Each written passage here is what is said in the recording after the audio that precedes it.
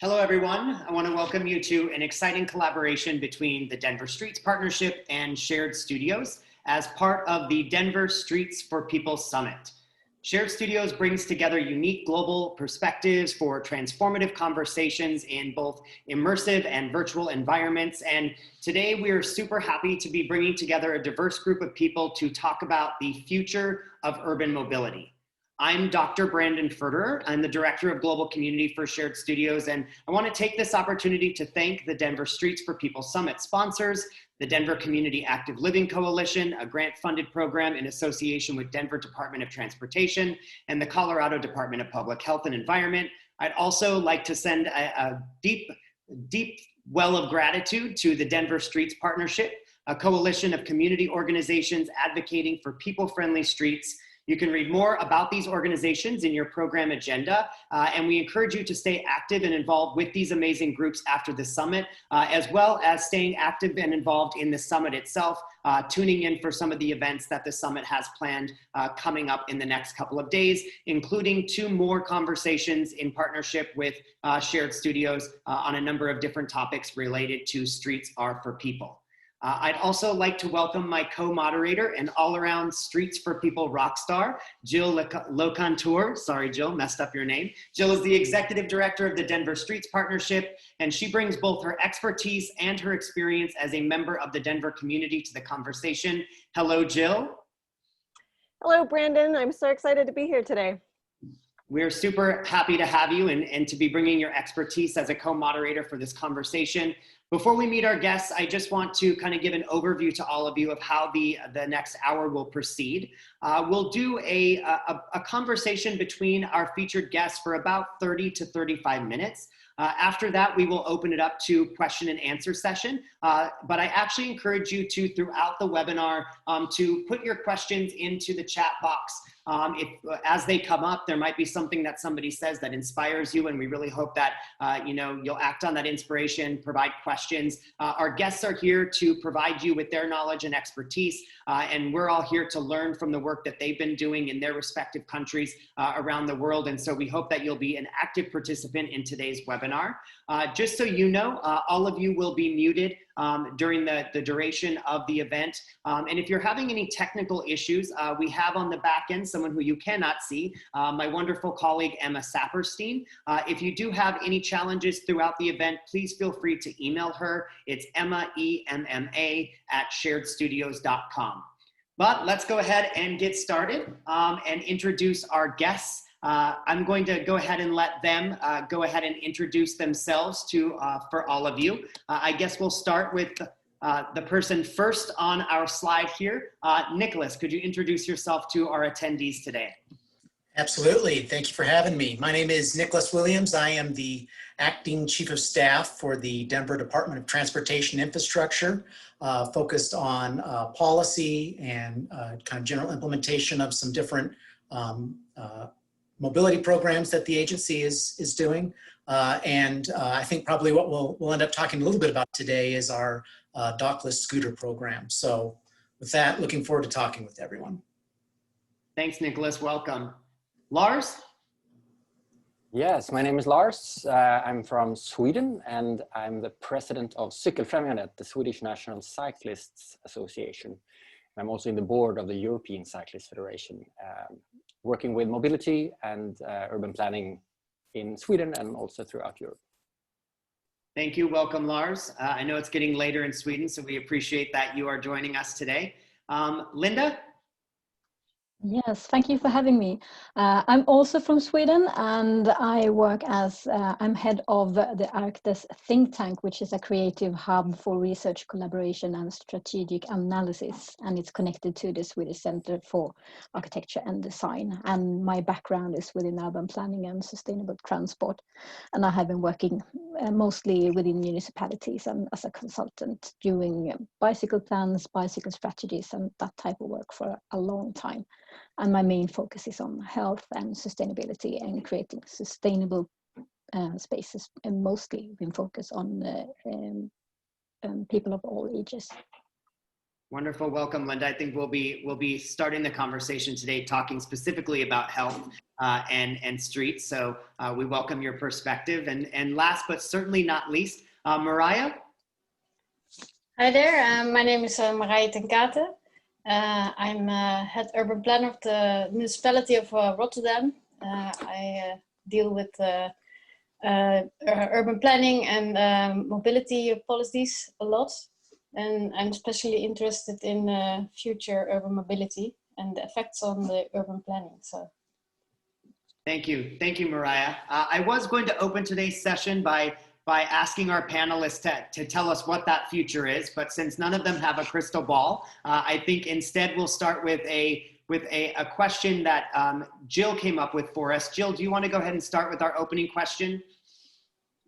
Sure. So I think everybody agrees we're in a really unique moment in time right now with COVID that has completely changed how people move around our cities and also caused us to rethink what mobility means now and going forward.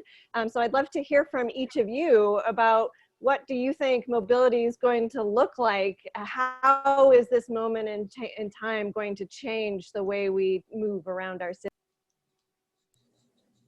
We want to start with, Lars, let's start with you.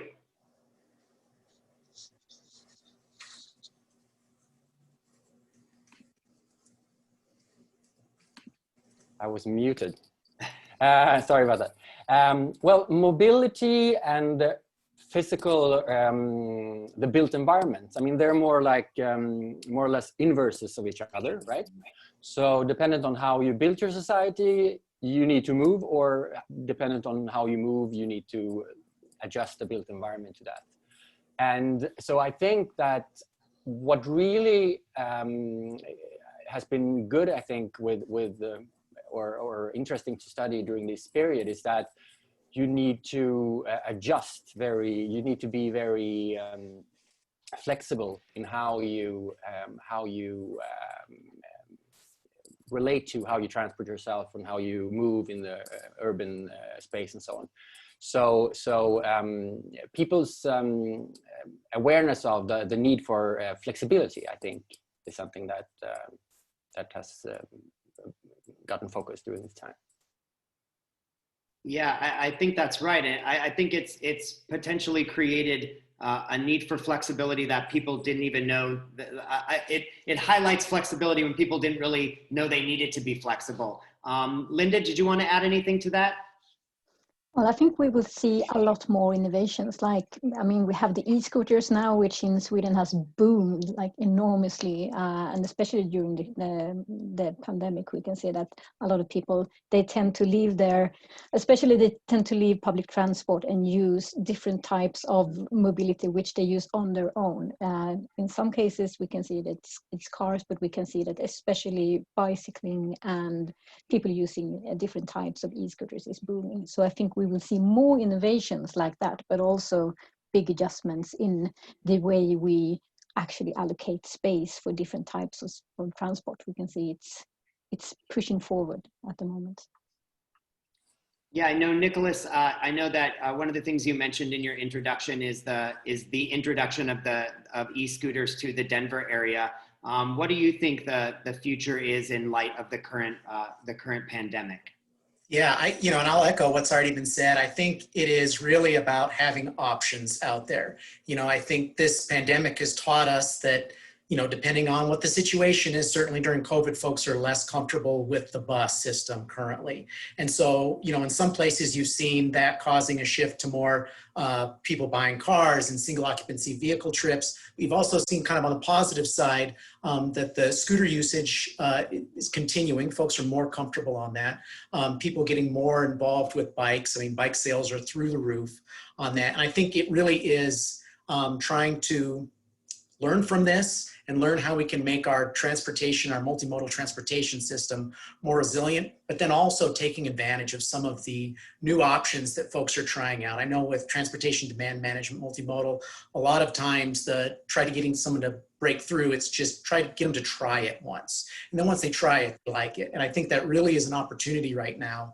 And we need to make sure, and we'll talk about this, I'm sure, throughout the panel, but that we are still facilitating that with infrastructure that allows folks to feel safe as they're using things. So, I think it's a big opportunity. I don't think we want to, well, we'll take advantage of it where appropriate on that. But I think it's also a big lesson to be learned about how to be resilient. Yeah, this leads me, I'm happy Mariah is next. Mariah, I know that you've talked a lot about how the current pandemic is changing people's mobility patterns. So I'm interested in hearing what direction you think we're headed and what we can learn about the future of mobility from this particular moment. Well, we've seen these patterns changing heavily, of course, because, well, we're all at home now and working from home mostly. And you see people don't like it if it takes too long, but it changes also the way we work and the where we go. Not just offices, but also the way we teach people. So lots of universities are completely online now. And this is not going to go away completely once it's over, if it's over, ever. But it's going to last, and it certainly will bounce back to some kind of normal, the way we were used to. But it's, the patterns of the destinations we choose are going to change as well. We're going to do much more at home. That's what I see around me. So, and that's also what we see in the demand for office space is plummeting as well. All kinds of companies are just canceling contracts, and so they think now, hey, everybody's used to working at home. Maybe we can continue a bit that in future. So we need less office space. We need less space for schools, etc. That's going to change the city as well. Yes. I heard a number of you talk about how people are turning to bicycles and scooters as an alternative to transit. Places that used to maybe take the bus or the rail to, now they're biking or scooting. And I know in Denver, we've traditionally thought about bike as like a first last mile connection, that people would bike to the transit station, then take the transit the long distance. So if we're now thinking of biking and scooting as redundant with the transit system, how does that change the way we plan for and design infrastructure to accommodate biking and scooters? Yeah, that's a great question. Linda, did you want to? Yeah, I can just add what we have been talking about a lot recently in Stockholm, because we have normally a quite large share of people using public transport. And now, well, since the authorities, they actually plead to people, do not use public transport unless you are in a group that really needs to get to work for specific reasons. Like, for instance, if you have a really long distance and work as a nurse or something like that. So a lot of people are actually dissuaded to use public transport, but also a lot of people, they don't feel comfortable using it at all because they don't want to be in crowded spaces and so on. So that's where we see the change because of that. But also we had a really like a long, nice summer, nice weather. A lot of people tend to go on bikes normally during summer, and now they keep on doing it for a longer time, you see. I guess I'm curious, building off of that, and please, all of you, feel free to jump in and continue the discussion that Jill started here. But I'm wondering if, as we move into the winter months, Denver gets a lot of snow and cold, and I know that this happens in Sweden as well, and I think at least different parts of the Netherlands. You can correct me, Mariah, if I'm wrong. But I'm wondering, if we're using bicycles for the entirety of the trip now, what do we think that's going to look like in the colder months, and how are we going to continue to adapt given the current situation? I can kick that off. I think kind of in what we've already talked about, we have to continue to maintain this as a system. you're right. When it snows 12 inches in Denver, only the hardest core are going to be out on a bike. Now, the Department of Transportation Infrastructure has invested in specific snow clearing vehicles that do run through the bike lane on that.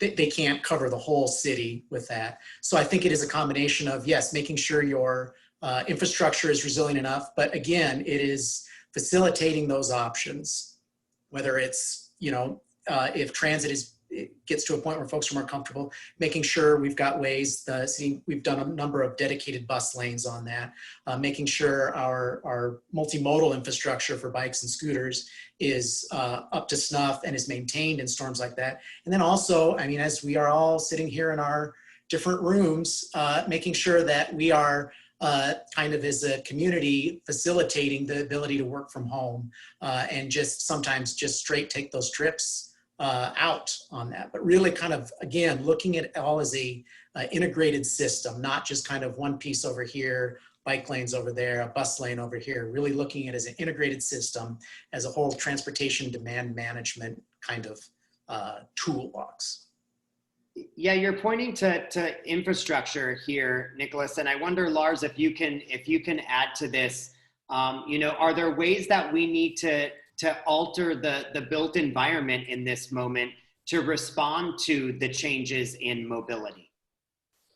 Yeah, I think so. I think what the history of urban planning, hundreds and hundreds of years, the shift that came with the modernism was the idea of the complete solution, right? You had a plan and you made it.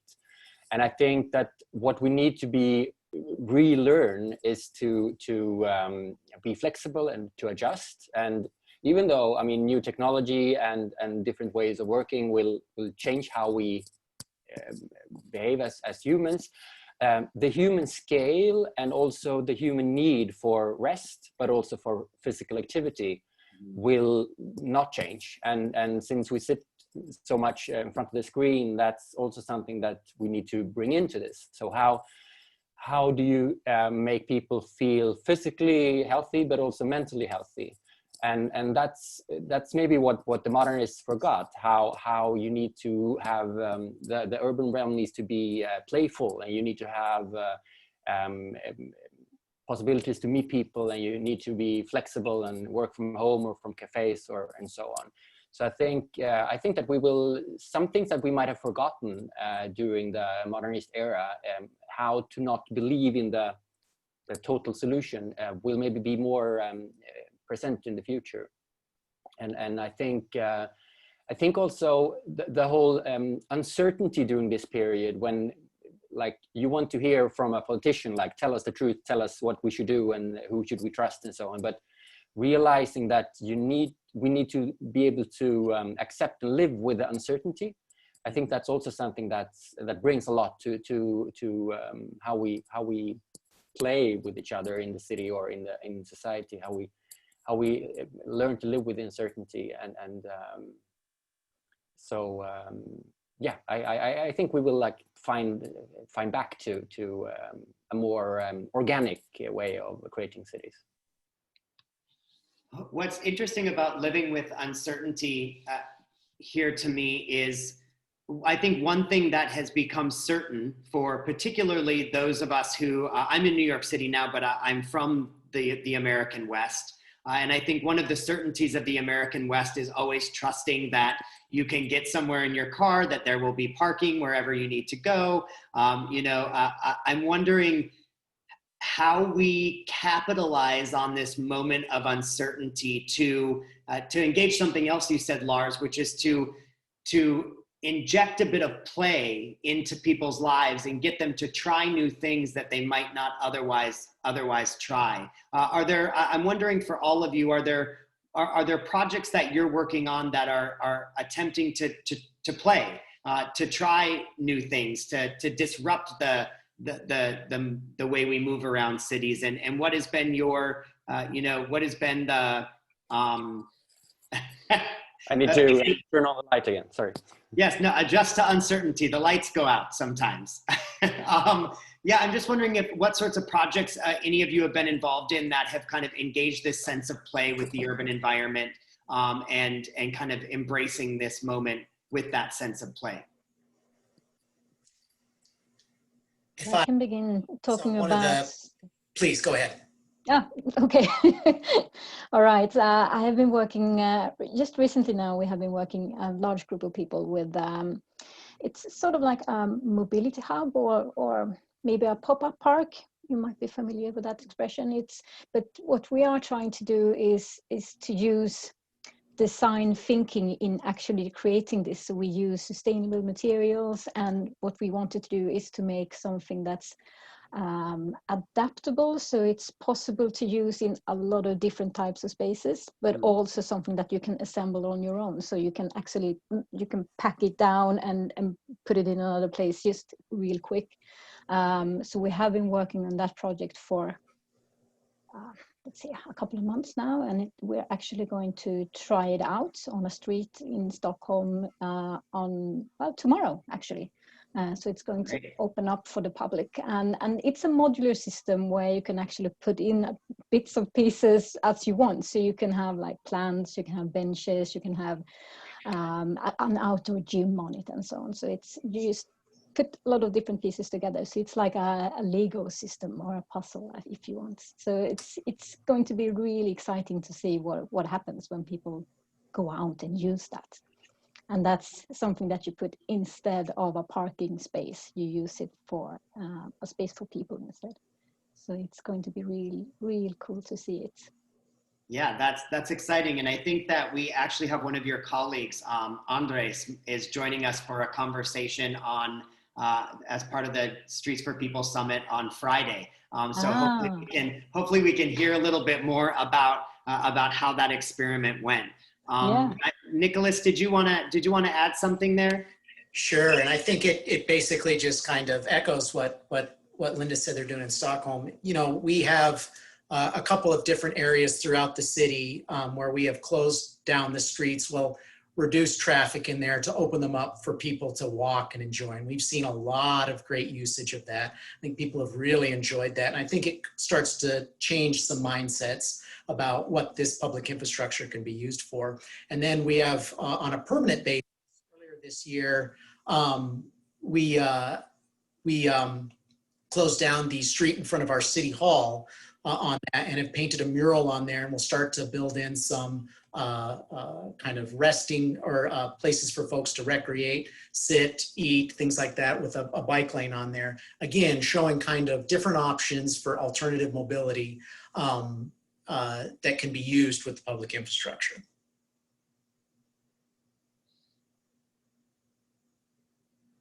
Mariah, I wonder first if you have anything to add to this, but I also, one thing that I find interesting that you've shared with us is, you know, the American tendency is often to think of the Netherlands as being, you know, really bicycle friendly and really, you know, at the forefront of alternative mobility, and you actually in the city that you're in Rotterdam, it's a bit different. And I wonder if you could speak to kind of some of the similarities and the challenges that you're facing there that we might be facing here in the US. Yeah, well, I'm from Rotterdam, and Rotterdam is a city that was bombed during the Second World War. So it had to be rebuilt, and it was rebuilt in with an American dream in mind. So it looks a bit like an American city with broad ways, streets, and lots. It was designed for cars. And in the past few decades, we found out that it's not really working. So we turned it around bit by bit, adding more bike lanes, and actually now we're an American-looking city with a lot of bike infrastructure, and we're also even now reducing the amount of cars in the city center bit by bit. We're closing down the tap bit by bit even further, because we see that it has an enormous economic effect. It's we found out that people who are in cars don't spend a lot of money, but the people who walk do. So by replacing car parking lots by terraces first you just do it as a pilot, an experiment, and when it works, you just make it pavement. We saw that the economic impact of that was really positive. So now in the city center, even the shop owners and people who have bars, and they also are in favor of this policy. And it's really a balance between trying, seeing how it works, and if it doesn't work, you just don't do it. But if it works, then you go on. You just give the pedestrian more room, and you get a more lively city, and it's just working. And this is what we've been doing during the pandemic as well. We accelerated on that. Yeah, we found out the direct environment of people's homes is much more important right now, because they're much more at home. Right. So we and it's also coming from the city itself. People found out they wanted to have closed streets, and they call it holiday streets, because a lot of people can't go on holiday, and they decided, yeah, they just closed it down, and they made some kind of parking. So it's a bit similar as to what Nicholas and Linda are telling. It really works. It changes the mindset. People are starting to ask, why are these cars taking up all this space? Because I want to have my child playing as well. And why can't a car be parked there? It's public space, and my child can't play. So that's the things that people are asking themselves right now, and that's really something. Yeah, I think it's one of the potentially cool things that's coming out of this. Jill, it looked like you wanted to add something.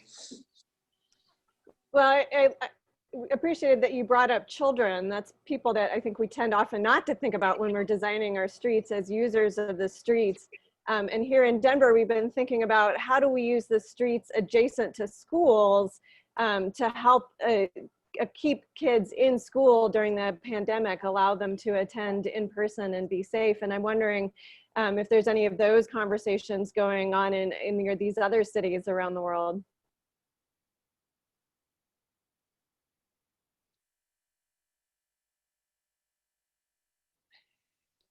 Maybe not. Maybe that's just here in Denver. I can take that. Well, in Stockholm, it's been a really large debate and discussion about that.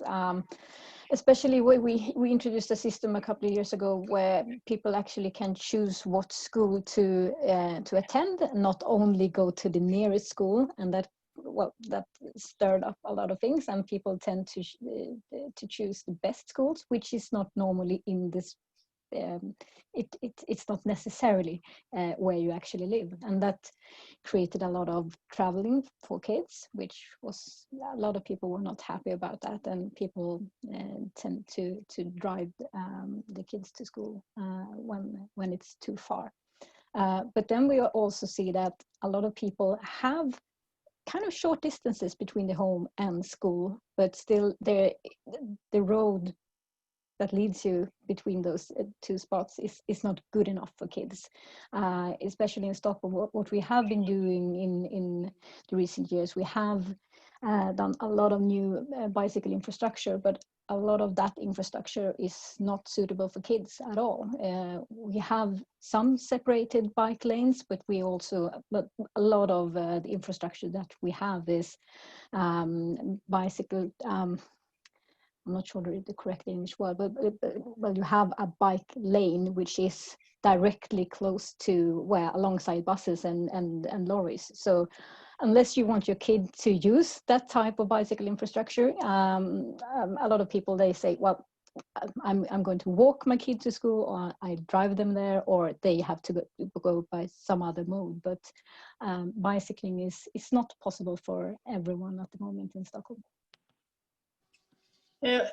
Safety is, of course, a big issue also in Holland, and as we see loads of new modalities coming up with electric bikes and, well, you name it, then we see the need to change the the way we design the streets as well. It's now very much a pedestrian, bikes, cars, and that's about it.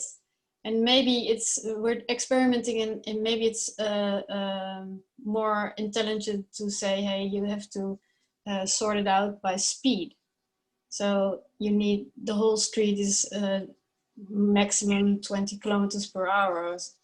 And so that's a different way of organizing, and it's very radical, because it would mean that the whole city, the speed is going down for the foremost part. But that's something we're really doing research on.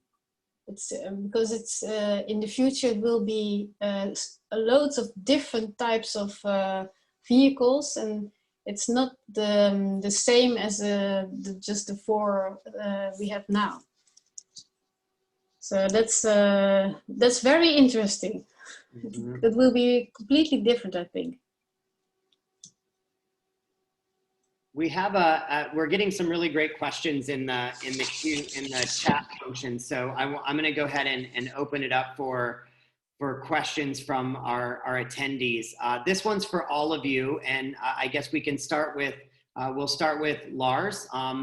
But for everyone, beyond physical changes to the existing infrastructure to encourage new behavior, so beyond changes to bike lanes, slow streets, pocket parks, etc.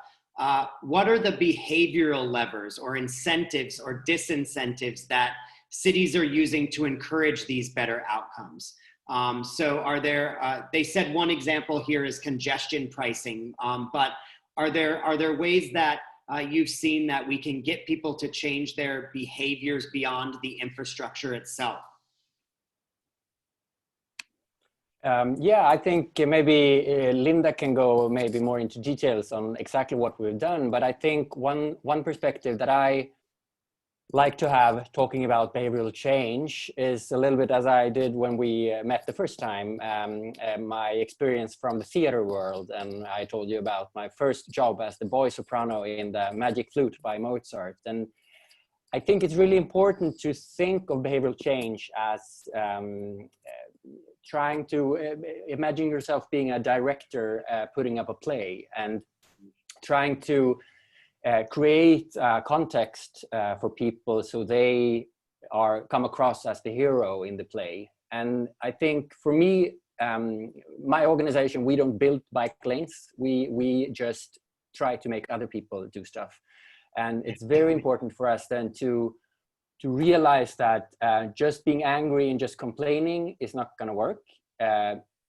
Never complaining is not the solution either, but realizing that you need to sort of find make the different stakeholders in this play, the car drivers who don't want to try cycling, the politicians, the planners, and so on, trying to set the stage for them so that they come across as the hero in the play. And I think that's important now when we have this totally new situation where the roles, well, I have the feeling that as a cycle advocate, we got a new role a little bit already with the e-scooters, because all of a sudden we were not only the bad guys, we were like, there were someone new in the play. And all of a sudden it was like a new, ensemble meeting where you decide who should be the villain, who should be the hero, and who should be the so on. So trying to use this this situation, this rocking of the boat, to tell the story of what kind of city you want to have. Mm. And I think that's really important. Yeah, to try to encourage by setting a play that's too compelling for people not to want to be the main character in, so to speak. And that can be, I mean, there were some questions here in the feed about like what arguments you need, economic arguments and so on. They work sometimes. Sometimes you need emotions. Sometimes you need to have economic incentives and so on. But thinking of this whole like shift of a city, because it's quite similar all around the world, how a city changes from a different stage, but like the transformation of a city is very similar, and trying to realize what you have to play with. And Linda, did you want to pick up on that? Well, I think one of the things that I learned from working in Stockholm and in Oslo with cycling related issues is that the two cities, they have really different strategies when it comes to actually addressing what they are doing. In Oslo, they are really, really good at communicating and talking about everything they do. It could be really minor things like correcting a curb or something like that. But in Stockholm, a lot of things are actually being done, but the politicians are not so good at actually talking about it, and the people working, well, the staff at the municipality is not really that good either at actually telling. And what we can see is the big difference there is when you actually go out there and talk to people and communicate in a good way and just telling why you do different things. I mean, just actually increasing the bicycle share is not an aim in itself. It actually gets you somewhere else with other things like noise, air pollution, health, and so on. So you have to be able to actually talk about why you're doing things and just go on talk and talk and talk. And that's something you can see that the cities that where we actually see a race in the modal split for especially for biking, you can see that's what they have done, and that works. Jill, did you want to ask something, add something? We had a question early on that I thought was interesting, which is why would we not expect that people would go back to old habits once the pandemic is over? Is it wishful thinking that the changes we're seeing during the pandemic will be permanent, or are there things that we should be doing to make sure we don't go back to those old habits?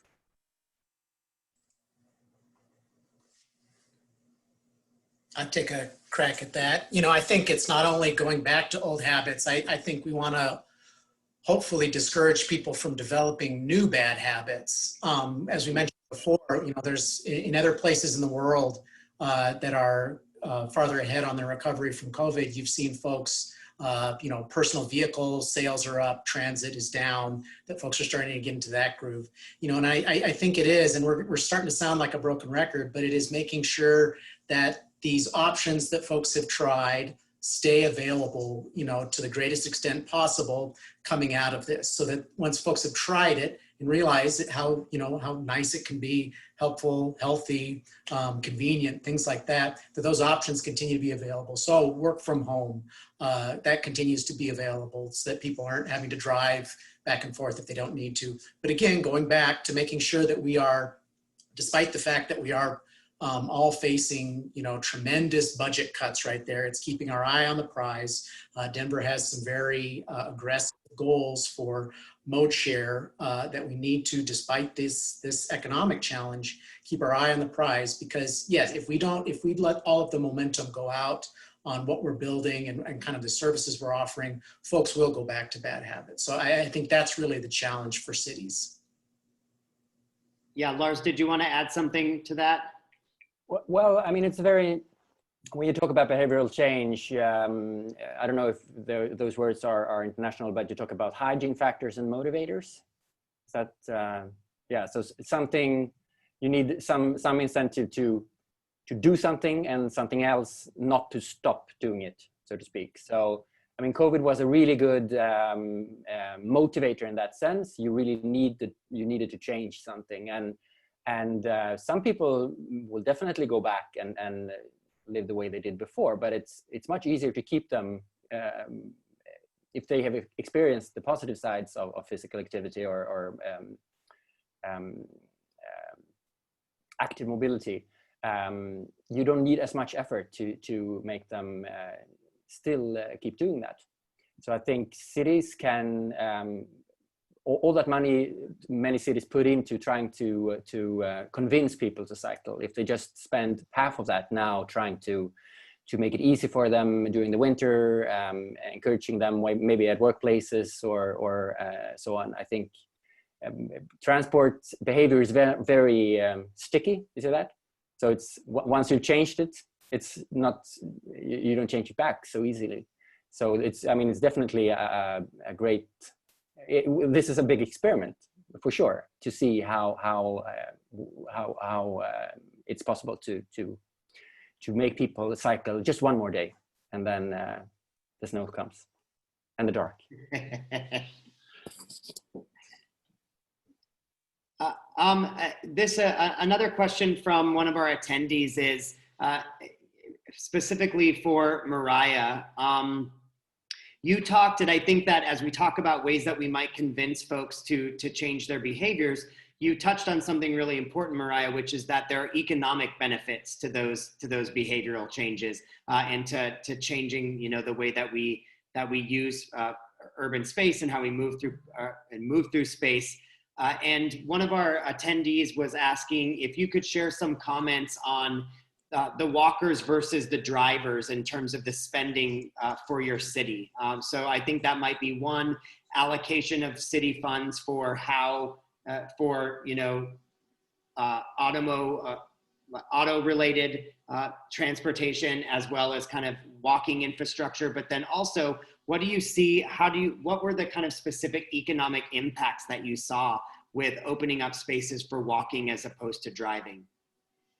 Oh, what we monitor this very closely, because it's very common to think that when you take out car space for parking lots, that well, there will be less clients in shops, etc. And we monitored it, and it turned to be the other way around, because people who park, they just go somewhere and they go specifically to a place and then they get out. And people who park somewhere a bit further away and they walk, they tend to see the other shops as well, and they go in. People who walk are much easier to be attracted into a shop or into a bar or into a, and this makes an enormous difference because we measured it also in the length of the time people spend in the streets. And it's just extended a lot. I don't know the exact numbers, but it's very convincing, I can tell you. And it's not just a Rotterdam thing. It's been done everywhere. I know in Copenhagen, Jan Gil is one of the founders of this whole research, and they did it everywhere. And it's always the same conclusion, that it's not the people who are in the cars that make the economy work, but it's more the pedestrians, and also biking, but most of all the pedestrians. So we decided also to make policy now on pedestrians. That's very new in Holland, because we do a lot of policy about cars and public transport and bikes, but not on pedestrians. And that's a bit of forgotten group. It's really important, especially now. You see how important it is. Everybody walks, even if you have a car. Everybody walks. Right. Jill, it looked like you wanted to get in there. I was perusing the questions that are being asked. I think there's an interesting one here about transit. If we want people to go back to using transit in the winter because it won't be as feasible to bike or use micromobility, how are we going to make sure that the buses don't get overfilled and then become, possible places where we're transmitting disease back and forth to each other? How do we allow people to go back to transit and keep it safe for people who are using it in the winter?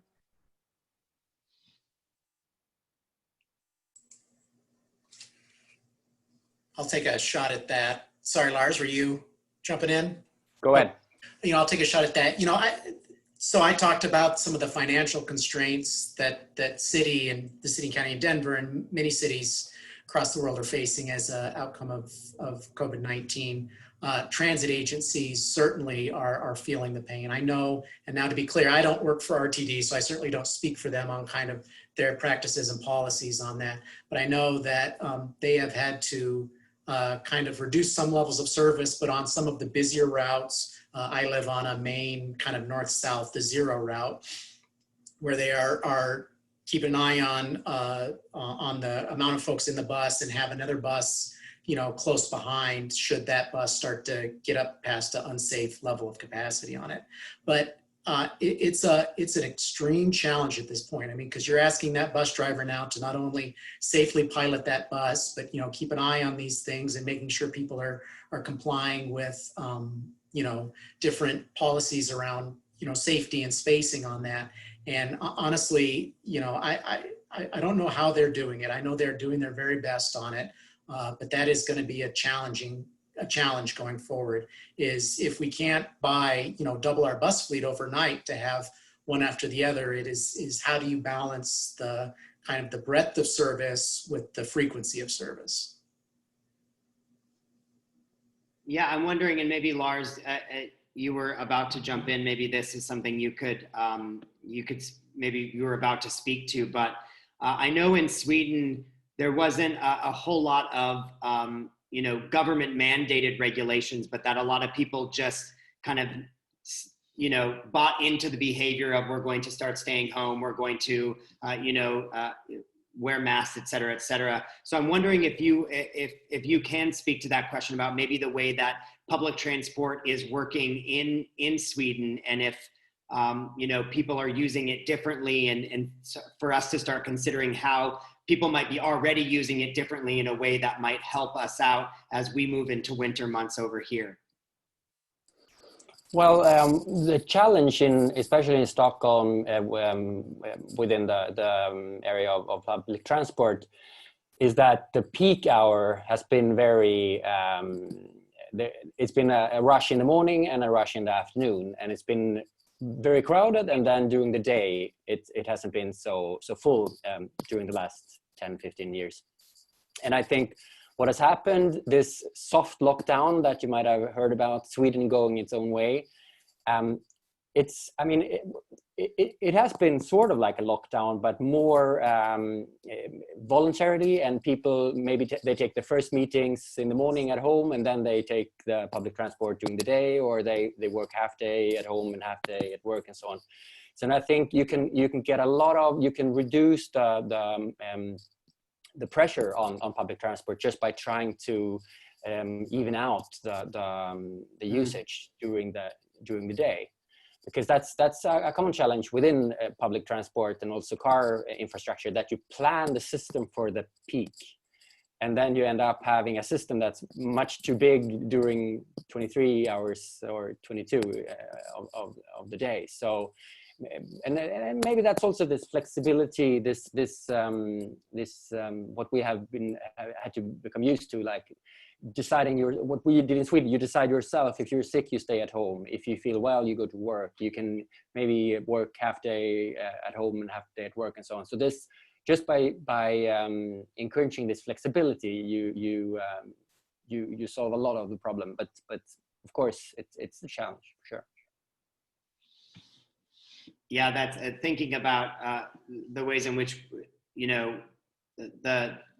what Mariah was saying earlier, that our habits are changing as a result of all of this. And so that's changing mobility patterns. And if we can capitalize on the ways in which those patterns now can line up with our transport systems in new and innovative ways, so that we're not putting the stress on the system at 2 times during the day and then none during the day, but we're all working together. And, I'm thinking about, this is both an individual thing, but this is also businesses thinking about when they return, when are their workers coming in, how many workers are coming in at each time, and kind of working together. I think it speaks to the partnerships that folks will need to make in order for the system to work. But as we get closer to the end here, there's a question here that I think is really important that came from someone from Bicycle Colorado that I wanted to address. They asked, urban cities are part of a network within a greater metro area, so lots of suburbs, et cetera, maybe even connecting to other cities.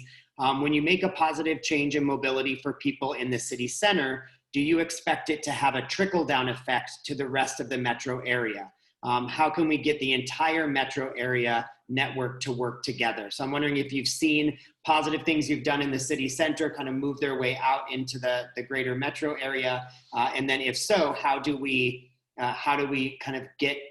encourage that to make those city center decisions and then move out to the larger areas? I can answer a bit from what's been done in Stockholm and in Oslo as well, is that, well, especially during winter time, we can see there's a really, well, a high stress on public transport, because a lot of people who normally use bike or walk to work and so on, they tend to go over to using bus or subways and so on during the winter. So a lot of things that has been done is actually to do better winter maintenance and so on for the bicycle tracks, to keep people on bikes during the whole year, so not to get those peaks on public transport during winter time. But also one of the things that has been done recently and in a lot of workplaces in Sweden is that normally a lot of people who work in offices and places like that, they have a certain hours when they are supposed to be at work, and a lot of workplaces, they have changed that, so you can be at the office at hours which are not peak hours, so you can sort of change that as well. So I think a lot of things that's happening now is actually helping people to travel to and from work in different ways than they have been before. So I think that's a really good change that we can see, which is actually the corona crisis is actually helping us there. Anyone else on how we might make changes in the city center and how those get kind of communicated outward to the larger metro area and change behaviors moving further out? Yeah, I'll just say real quick, you know, we, and having previously worked at a metropolitan planning organization, that really the purpose of that organization is to focus on looking at transportation from a regional perspective on that, you know, no city is an island, maybe Singapore, but you know, it is all a network. Denver itself, like many metropolitan areas, sees a huge influx of commuters come in, well, did, each day on that. And so projects that Denver implements don't just benefit Denver residents, they benefit the entire region on there. And so being a part of a metropolitan planning organization, an active part of that, and really having folks look at the transportation network on a regional basis, I think is critical for any municipality.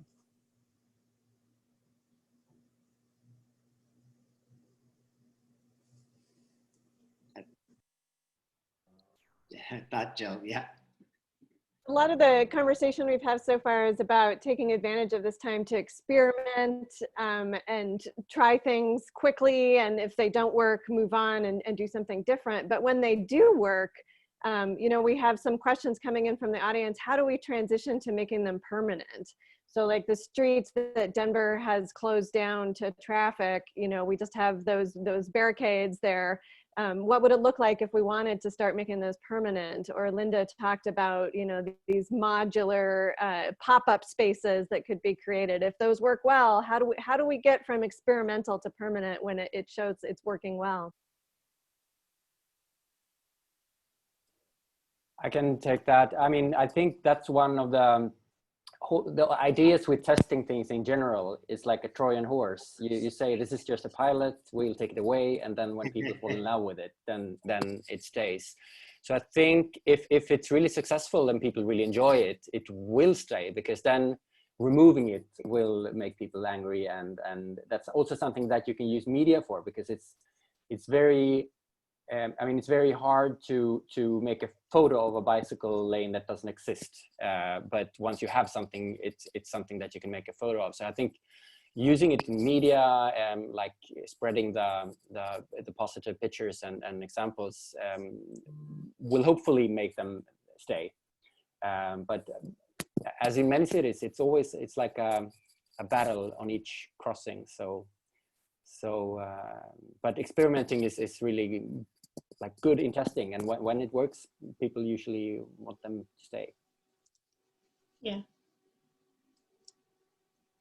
Linda, building off of that question, Linda, I just wanted to ask, because one of the things that it seems that the project you're working on that you're launching tomorrow is that the whole idea is that it's modular, and that it reactivates a space but then moves and reactivates a different space. So I'm wondering, that's a different form of permanence. So I guess I'm curious, Is that just a way to experiment to eventually make it permanent, or is the idea that this will continue to be a spontaneous thing that just helps people reimagine to lead to something else?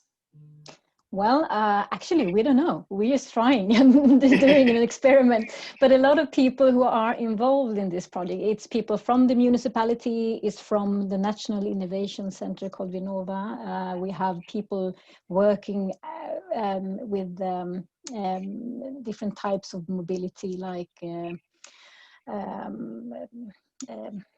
I'm losing the word. Voi, I think you might have that. E-scooters. So we have a lot of different stakeholders within the group, and all of them, they have sort of brought their wishes to the table, and we have used a process where designers have sort of tried to listen in on everyone to see what's possible to make here. And during the process, we started out in Stockholm, but during the process, we have had a lot of other cities around Sweden who have been interested in hearing about what's happening, and is this something that they can use in their cities? So we expect that there will be a lot more, and some of it will be permanent and some of it will be just there during, like for instance, we have a city in the northern parts of Sweden which has during winter time a lot of snow, so they will have to remove it because it will not be possible to have it there under like meters of snow. But but for them it will probably be like a summer street or something like that. But let's see what happens. Yeah. Can I add something too? Yeah, please. Yeah, because we also find out now that sometimes it's just nice to keep it temporary. For example, some of our streets with a lot of bars, we only close down in the weekend, but we do it every weekend now because we found out, hey, this works, this is better than. So the temporary experiment becomes temporarily permanent, something like that. But that works also. It doesn't have to be, because then you can balance a bit in the week as well. So that's also an option you can, and it helps people to get over the car addiction. Mm. Well, we're coming. Go ahead, Jill. Was that you? I just had one additional thought. This conversation is making me wonder if permanence is something we should be so attached to. Mm. You know, we often think of infrastructure as permanent. You know, we build something and we expect it to last 50 to 100 years, and maybe that's not the way we should be thinking about our streets. You know, Lars started this whole conversation by saying we need to be flexible. And so what does that mean if we stop thinking about our streets as being permanently anything? Yeah, that's such a good point. And a good way to wrap things up from Lars's first initial call for us to be flexible to actually thinking more flexibly about our infrastructure and whether or not it needs to actually be permanent. One thing I wanted to do before we leave is, I know that all of the guests today are doing some exciting work in the cities that you're in. I don't know if you have any way that our attendees might be able to follow all of you or get more information on the work that you're doing. But if you are open to sharing any sort of social media or organization related information with our guests, that would be really great. And we can do that either verbally now, or I can collect that and put that out to the Denver Streets for People and let them share that with the group. Okay, great. All right, everyone. I just want to say thank you so much for joining us, and particularly since it's getting late in the areas that you're calling in from. I think that we have a lot to learn from one another, and I think this particular moment has provided us with an opportunity to think differently and to open ourselves up to new types of learning and to be flexible, as Lars reminds us. I just want to say thank you. I don't know, Jill, if you want to say a few last words before we go. Thank you, everybody, for participating. I think, as we mentioned, this is the first of 3 international discussions that we're going to be having. as well as a bunch of other great programming. Later today, we have our first networking event, which is going to be trivia about the Community Transportation Networks program to see how much you know about this rollout of 125 miles of bike lanes in our city. And then we have our keynote presentation at 5:30 tonight. Cam Hardy from the Cincinnati Better Bus Coalition is going to be talking about some of the tremendous bus advocacy they've been doing in Cincinnati, followed by a panelist discussion from local folks talking about transit and the future of transit here in Denver. So you can get information about all of that at the website. I wonder, Kayla, if you could type the website into the chat, because I'm forgetting it off the top of my head. Yeah, and as Kayla, oh, there she goes. Go ahead, Jill. There it is. It's denvercalc.org/summit. You can get information about all of those other conversations happening this week. Yes, and thank you again to our panelists for joining us and sharing your insights and your expertise with our audience. I just want to say to the audience, again, as Jill mentioned, we'll be doing 2 more panels with international guests talking about making the streets for people in their area, and I encourage you to join us for those co-sponsored events with Shared Studios, but I encourage you to continue to attend all of the wonderful panels that Denver has put together for all of you over the course of the next few days. Thank you all, and have a wonderful afternoon and evening to our friends in Sweden and in the Netherlands. Bye-bye, thank you.